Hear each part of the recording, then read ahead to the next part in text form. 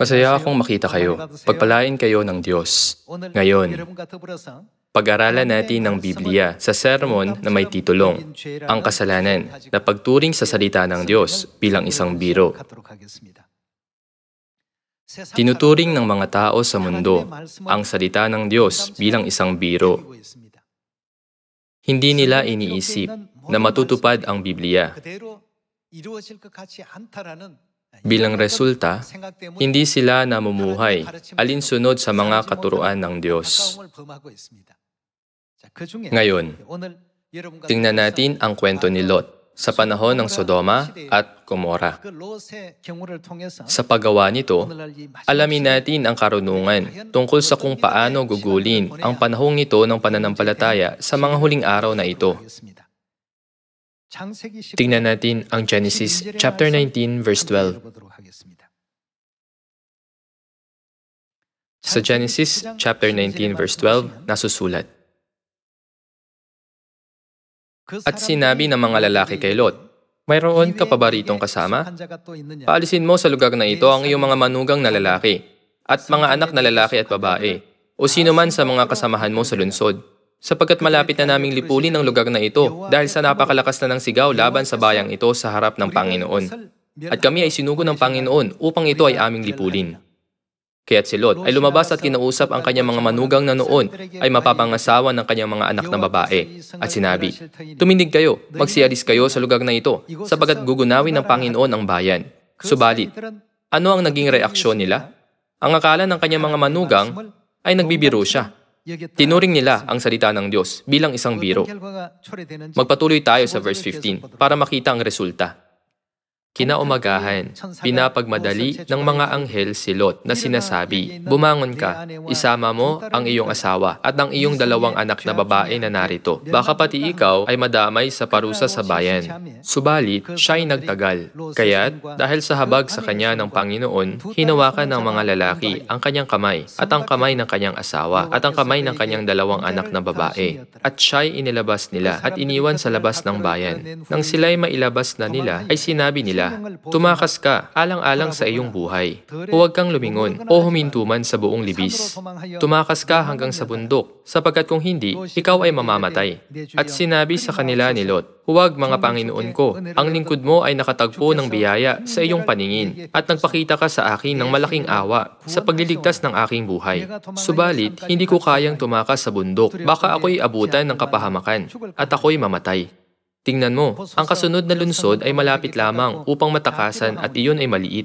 Pahintulutan mo akong tumakas roon. Hindi ba iyon ay maliit lamang at ang aking buhay ay maliligtas? At sinabi niya sa kanya, O sige, pinapayagan din kita sa bagay na ito. At hindi ko na gugunawin ang lunsod na iyong binanggit. Magmadali ka, tumakas ka roon, sapagkat wala akong magagawa hanggang sa dumating ka roon. Kaya't ang pangalang itinawag sa bayang iyon ay Zoar. Sa panahon ng Sodoma at Gomora, napakasama ng mga tao, kaya winasak ito ng Diyos. Sa tagpong ito, nang hinatid ng mga anghel ang mga salita ng Diyos kay Lot, pinakinggan ito ni Lot at sinabi ang mga salita sa kanyang mga manugang at mga anak na babae.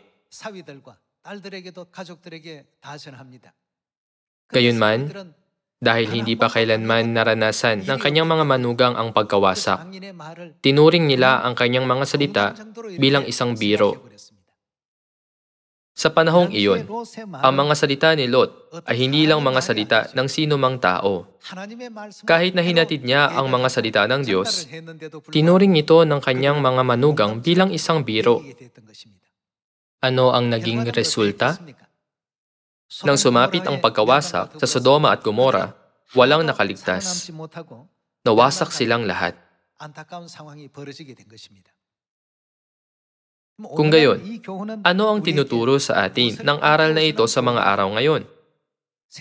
Tinuturing ng napakaraming tao sa mundo ang salita ng Diyos bilang isang biro. Pag sinabi ng Diyos na isasagawa ko ito sa ganitong paraan, tiyak na isasagawa niya ito. Pero iniisip ng mga tao na hindi ito kailanman mangyayari. Mga kapatid, sa kasalukuyan, may digmaan sa pagitan ng Ukraine at Russia. At ang mga digmaang sibil ay patuloy na nagaganap sa global na nayon. Sinabi ni Jesus na makakarinig kayo ng mga digmaan at ng mga bali-balita ng mga digmaan. Ito ang mga tanda ng katapusan ng mundo. Gamit ang mga salitang ito, tinuruan ni Jesucristo ang kanyang mga anak nang pumarito siya sa lupa 2,000 taong nakalilipas. Sa aklat ng Luke, chapter 21, sinabi ni Jesus na, "Subalit kapag nakita ninyong pinaliligiran ng mga hukbo ang Jerusalem, ang mga nasa bubungan ay dapat na magsitakas agad. Walang dapat na bumaba sa kanyang bahay para kumuha ng mga karagdagang damit." Nang kinubkob ng Romanong hukbo ang Jerusalem, tumakas ang maraming tao patungo sa lungsod ng Pela na malayo sa Jerusalem nang naalala nila ang mga salita ng propesiya ni Jesus. Gayunman, nanatili roon ang mga natirang tao. Noong una, ang Jerusalem ay kinubkob ng Romanong hukbo na pinangunahan ni General Vespasian. Gayunman, pinaatras niya ang kanilang hukbo dahil sa pagkamatay ni Emperador Nero. Umatras ang Romanong hukbo para sugpuin ang digmaang sibil sa Roma. Pero mali ang naging pagkaunawa ng mga Israelita sa bagay na ito. Inisip ng mga Israelita na natakot ang Romanong hukbo sa Israel. Sa katunayan, binigyan ng Diyos ang kanyang mga minamahal na anak, ang mga Israelita, ng panahon para magsitakas. Pagkatapos nito, nilusob ng anak ni Vespasian na si General Titus ang Jerusalem sa ikalawang pagkakataon. Noong AD 70, ang Jerusalem ay nakubkob ng hukbo ng Roma. Sa huli, 1.1 milyong katao ang napatay at 77,000 katao ang nabihag. Dahil pinalibutan ng Romanong hukbo ang lungsod, ang mga Israelita ay hindi nakatanggap ng anumang supply. Bilang resulta, kinain nila ang mga anak ng pamilyang ito sa isang araw at ang mga anak ng pamilyang iyon sa sumunod na araw. Dumaan sila sa ganitong kakilakilabot na sitwasyon. Nang natapos na ang pagkubkob, pagkatapos ng unang paglusob, ang mga taong hindi tinuring ang mga salita ng Diyos bilang isang biro, kundi sineryoso ang mga ito, ay tumakas patungo sa lungsod ng Pela. Nagbigay ang Diyos ng panahon para makatakas sila para hindi sila humarap sa ganitong kamiserableng sitwasyon. Gayunman, may mga taong nagturing sa mga salita ni Jesus bilang isang biro at nagsabing, tumatakas ang Romanong hukbo dahil natatakot sila sa atin. Hindi ba tayo makapangyarihan? Kung titignan ang kanilang kayabangan at ang pagkawasak ng kaharian ng Israel noong AD 70, maiintindihan natin na ang mga nagdusa, ang mga nawasak, at ang mga namatay ng walang anumang pag-asa sa lupang ito ay ang mga taong nagturing sa salita ng Diyos bilang isang biro.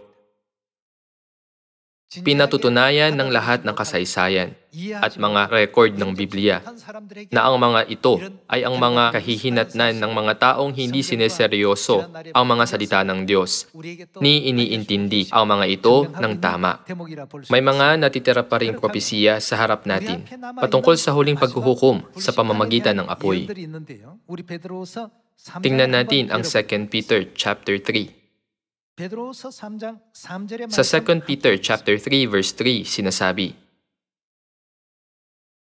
una sa lahat, dapat ninyong malaman ito na sa mga huling araw ay darating ang mga manlilibak na manlilibak at lumalakad ayon sa kanilang sariling mga pagnanasa.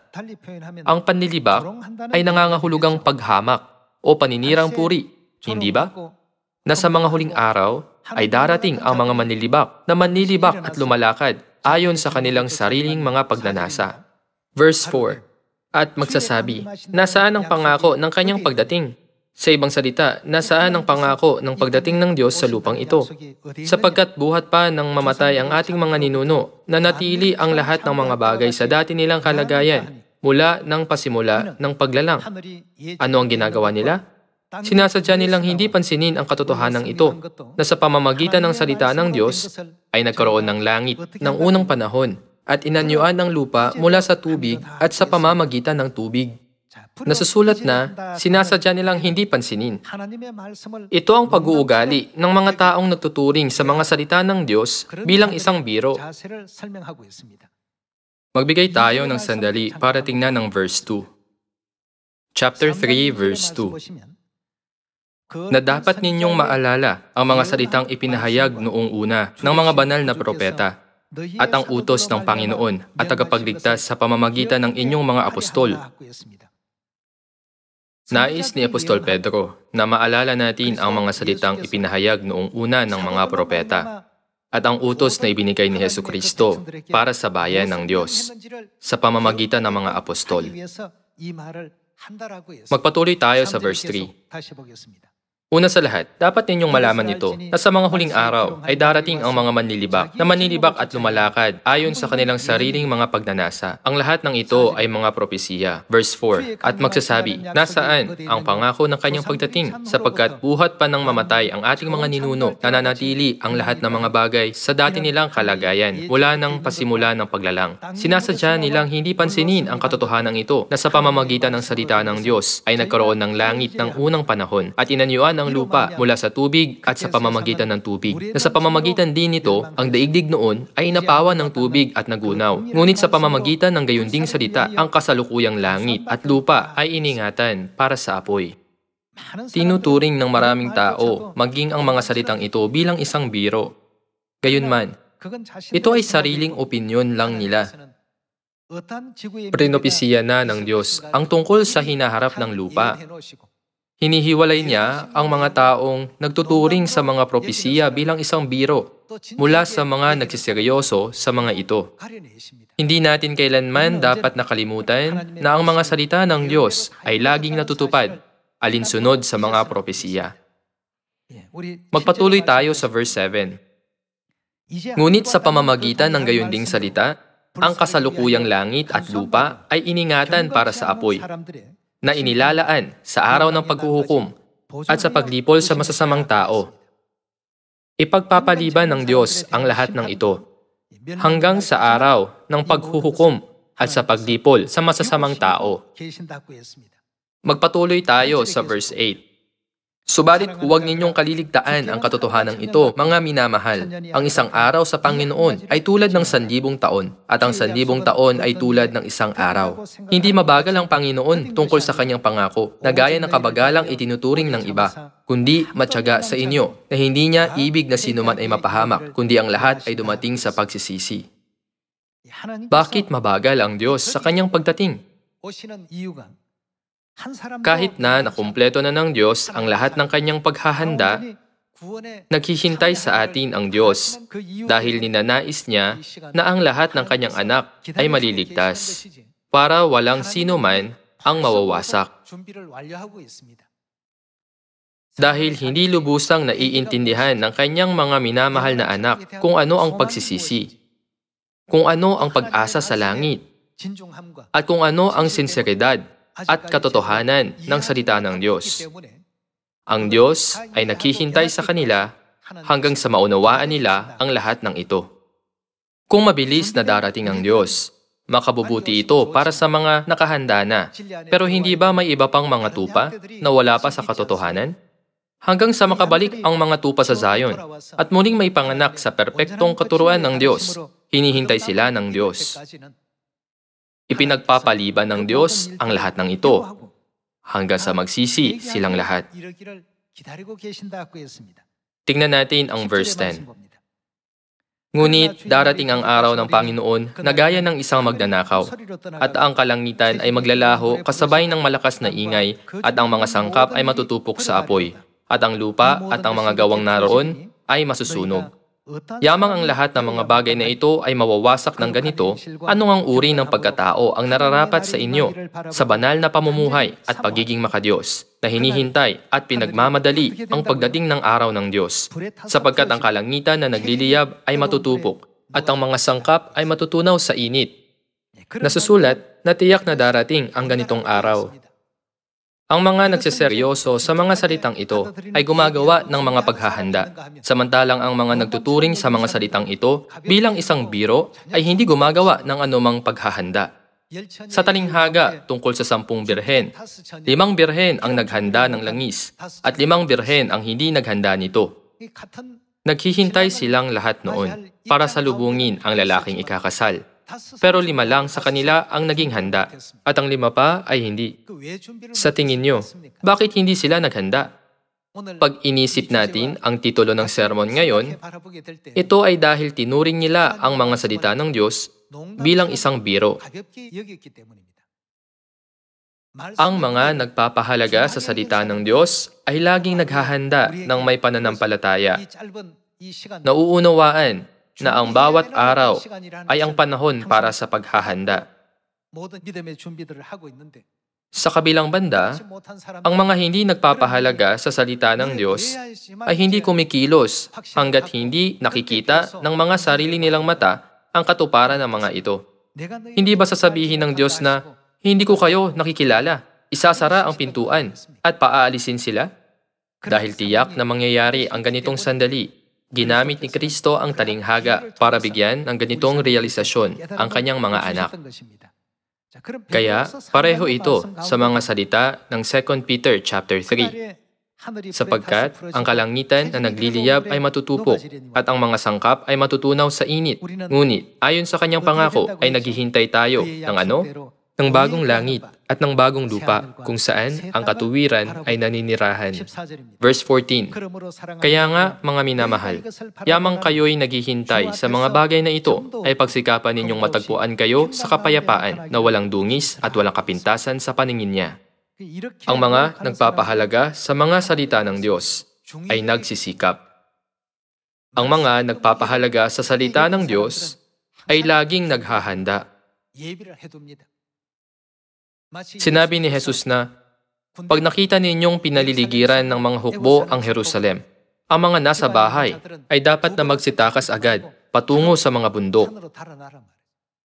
Nang nangyari ang eksaktong sitwasyon, ang mga nakaalala sa mga salita ni Jesus ay tumakas patungo sa ibang lungsod. Gayunman, ang mga hindi naniwala sa kanyang mga salita ay hindi nakaunawa rito kahit na natutupad ito sa mismong harapan nila.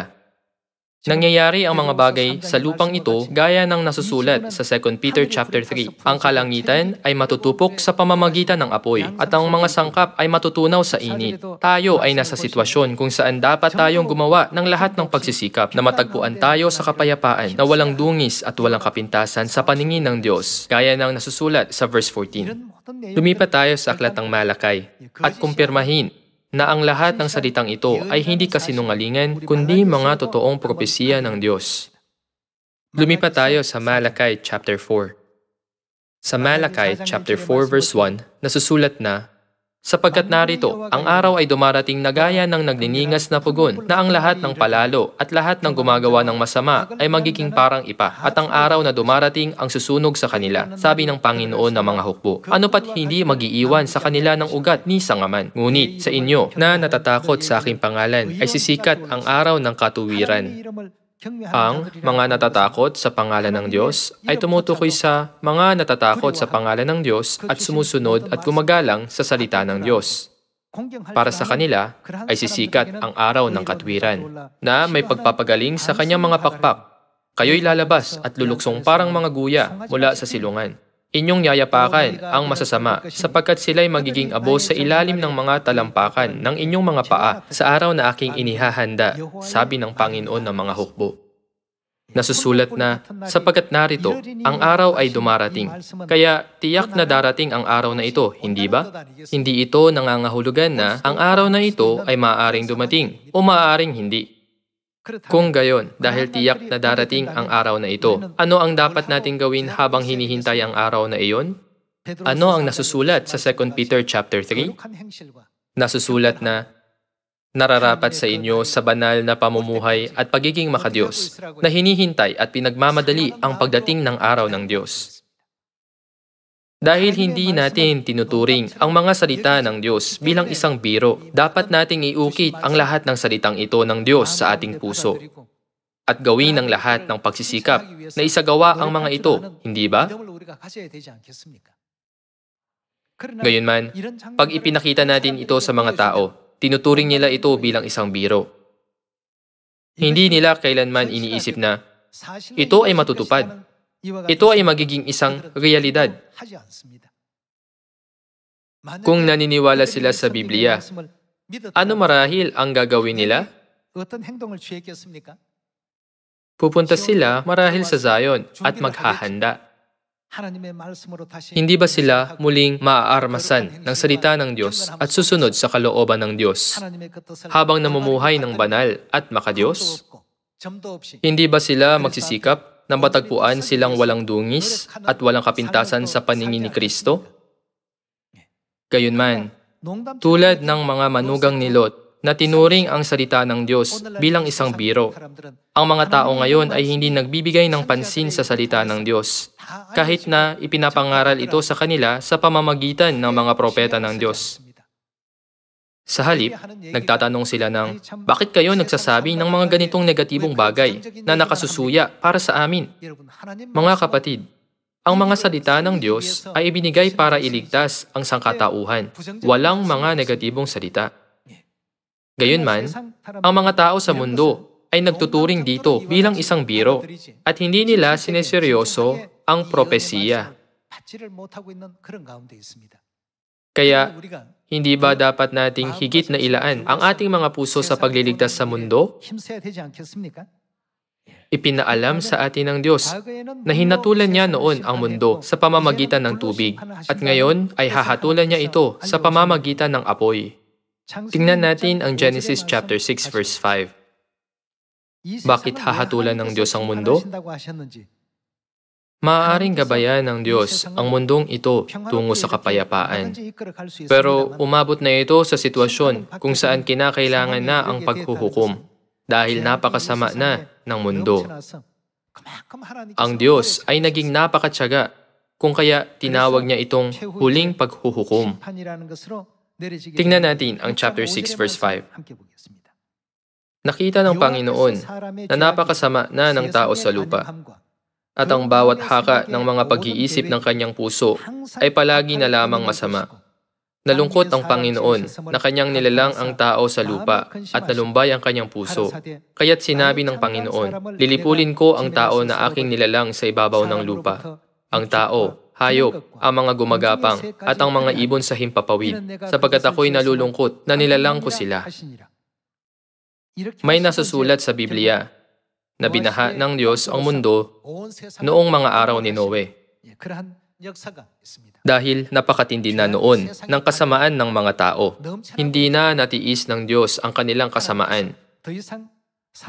Kaya hinatulan niya sila, gaya ng makikita sa Genesis chapter 6.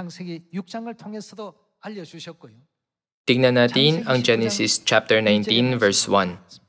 Sa chapter 19, verse 1, nasusulat na, dumating ang dalawang anghel sa Sodoma nang nagtatakip silim na. Si Lot ay nakaupo sa pintuang bayan ng Sodoma. Sila'y nakita ni Lot at tumindig upang salubungin sila at iniyukod ang kanyang mukha sa lupa at sinabi, ngayon, mga Panginoon ko, hinihiling ko sa inyo na kayo'y bumalik at tumuloy sa bahay ng inyong lingkod at magpalipas ng gabi at maghugas ng inyong mga paa at sa madaling araw ay magsibangon kayo at magpatuloy ng inyong paglakad. Kanilang sinabi, hindi, sa lansangan kami magpapalipas ng buong magdamag. Ngunit kanyang pinilit ng husto, kaya't sila'y nagsipasok sa kanyang bahay. Sila'y kanyang ipinaghanda, ipinagluto ng mga tinapay na walang pampaalsa at sila ay kumain. Subalit, bago sila nagsihiga, ang mga lalaki ng lunsod, ang mga lalaki sa sa Sodoma, maging mga bata at matanda, lahat ng mga tao hanggang sa pinakahuling tao ay pumalibot sa bahay. Kanilang tinawagan si Lot at sinabi, "Saan naroon ang mga lalaking dumating sa iyo ng gabing ito? Ilabas mo sila sa amin upang makilala namin sila." Lumabas si Lot sa pintuan upang humarap sa kanila at isinara ang pinto sa likuran niya at sinabi niya, "Mga kapatid ko, nakikiusap ako na huwag kayong gumawa ng ganyang kasamaan. Narito, may dalawa akong anak na babae na hindi pa nasipingan ng lalaki. Sila'y aking ilalabas sa inyo at gawin ninyo sa kanila ang ayon sa inyong nais. Huwag lamang ninyong gawan ng anuman ang mga lalaking ito, sapagkat sila'y nasa ilalim ng aking bubungan."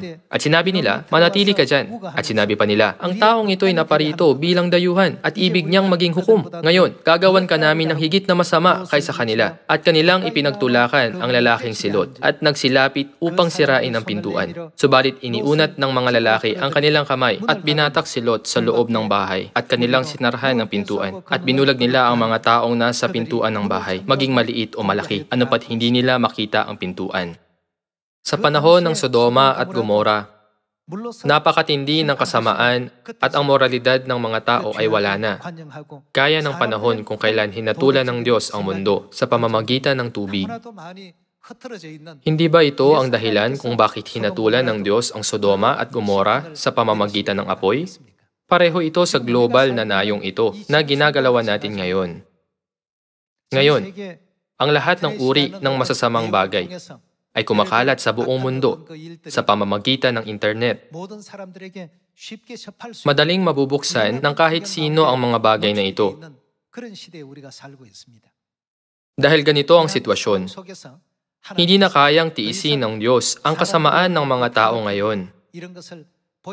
Kaya, hahatulan ng Diyos ang mundo sa pamamagitan ng apoy. Hindi natin ito dapat na ituring bilang isang biro. Ang lahat ng salita ng Diyos ay mga babala at mga propesiya na tiyak na matutupad. Kaya hindi tayo dapat na magturing dito bilang isang biro at mamuhay ng walang ingat. Lumipat tayo sa Zephaniah chapter 1 verse 2. Sa chapter 1 verse 2 sinasabi, "Aking lubos na lilipulin ang lahat ng bagay sa ibabaw ng lupa," sabi ng Panginoon. "Aking pupuksain ang tao at ang hayop. Lilipulin ko ang mga ibon sa himpapawid at ang mga isda sa dagat at ang katitisuran kasama ang masasama. Aking aalisin ang sangkatauhan sa ibabaw ng lupa," sabi ng Panginoon. Noong panahon ni Noe, ang mga isda ay hindi nawasak sa baha. Ito ay dahil hinatulan ang mundo sa pamamagitan ng tubig. Gayunman, sa mga huling araw, ano ang mangyayari sa mga isda? Maging ang mga isda ay malilipol. Tingnan natin ang verse 7. "Tumahimik ka sa harapan ng Panginoong Diyos, sapagkat ang araw ng Panginoon ay malapit na, sapagkat inihanda ng Panginoon ang isang handog at itinalaga ang kanyang mga panauhin." Pumunta tayo sa verse 14. "Ang dakilang araw ng Panginoon ay malapit na at napakabilis na dumarating. Ang tinig ng araw ng Panginoon, ang makapangyarihang tao ay sumisigaw ng may kapaitan roon. Ang araw na iyon ay araw ng pagkapuot, araw ng kaguluhan at kahapisan, araw ng pagkawasak at pagkasira, araw ng kadiliman at kalumbayan, araw ng mga ulap at makapal na kadiliman, araw ng tunog ng tambuli at ng hudyat ng digmaan, laban sa mga lunsod na may muog at laban sa mataas na kuta, at aking dadalhan ng kahapisan ang mga tao upang sila'y lumakad na parang mga bulag, sapagkat sila'y nagkasala laban sa Panginoon, at ang kanilang dugo ay ibubuhos na parang alabok, at ang kanilang laman ay parang dumi. Kahit ang kanilang pilak o ang kanilang gintuman ay hindi makakapagligtas sa kanila sa araw ng puot ng Panginoon. Sa apoy ng kanyang naninibughong puot, ang buong lupa ay matutupok, sapagkat isang ganap at biglang paglipol ang kanyang gagawin sa lahat ng naninirahan sa daigdig. Ang lahat ng pangyayaring ito ay dulot ng kasalanan at kasamaan ng mundo, gaya noong mga araw ni Lot at Noe. Nabubuhay tayo ngayon sa ganitong panahon. Dapat nating laging isipin kung tinuturing ba natin ang salita ng Diyos bilang isang biro, o kung seryoso ba nating pinahahalagahan ang mga salita ng Diyos. Nasusulat na, nararapat sa inyo sa banal na pamumuhay at pagiging makadiyos na hinihintay at pinagmamadali ang pagdating ng araw ng Diyos. Pagsikapan ninyong matagpuan kayo sa kapayapaan na walang dungis at walang kapintasan sa paningin ni Kristo. Iukit natin ang mga salitang ito sa ating mga puso. Sa paggawa nito, dapat nating tanungin ang mga sarili natin ng, paano ako makakapamuhay ng banal at makadiyos na nakalulugod sa Diyos? At planuhin ng tama ang nalalabing bahagi ng ating mga buhay. Pagsikapan nating mahanap ang lahat ng ating nawawalang kapatid, akayin ng mundo tungo sa pagsisisi, at gabayan sila tungo sa kaligtasan para makumpleto na natin ang Ebanghelyo. Hindi ba tayo dapat na bumangon at magsikat ng liwanag? Hindi tulad ng mga manugang ni Lot. Hindi natin dapat na ituring ang mga salita ng Diyos bilang isang biro. Mula ngayon, muli nating aramasan ang mga sarili sa salita ng Diyos, sa propetikal na entabladong ito na hinanda ng makalangit na Ama at Ina, para maligtas tayo at makapasok sa walang hanggang kaharian ng langit. Hinihiling ko sa inyo na kumpletuhin ang Ebanghelyo sa pamamagitan ng magandang pagkakaisa ng magkakapatid sa katotohanan ng Paskwa ng Bagong Tipan. Maraming salamat.